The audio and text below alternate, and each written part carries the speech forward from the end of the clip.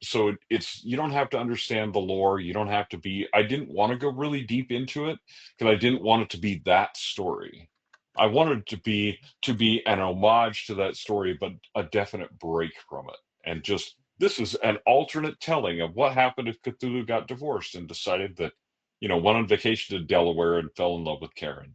You know, so you don't have to be super into the Lovecraftian thing, but you will find some nice little Easter eggs and nuggets if you are that you'll be like, oh, I see where that came from. So, So, it's which rooted of there. the how many of the other gods made it in? Actually, there's only one other than Cthulhu's wife and his sister. So there's only one of the other elder gods that made it into, and he's the same one as in both books.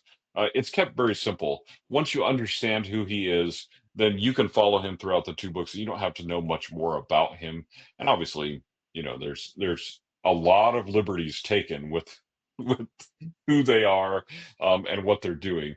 And I thought about going deeper in the third book, and I decided I just wasn't going to. If I write a third book in this series, it's going to be along this same line where it's an homage to Lovecraftian horror and that type of thing, but it's taken some liberties and gone its own direction. So, Yeah, I will say that for me, I'm not normally a horror guy anyway, so I'm take that with a grain of salt. But the homages to Lovecraftian's old gods or elder gods often are better than the ones he wrote. Like I've read on a Mountain of Madness. I don't. mhm. I like his ideas, but his writing style, I don't know how much of it's because it's just dated and how much of it's because he just wasn't as good, but he had the right friends. But I like the lore. It's Mhm. definitely like, and you see that university in Rhode Island, I think that's the Lovecraftian university that's there that people will sometimes use as well, which is kind of fun. Like you see homages to it all over the place if you know what you're looking for. But I like Mhm. the reimagining more than the original at this point.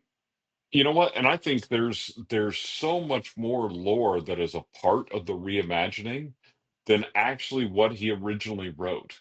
So, like what he originally wrote, like it's just a few. It's really a relatively small body of work, but all of the stuff that's come out of it is then we've almost like the Star Trek thing. We've created new canon, we've created new worlds, we've created new things that he didn't even that wasn't even in his original writing, but we've taken it as this is what's happening with with these old gods because it's just better. So I've kind of in agreement with you in that they're just it's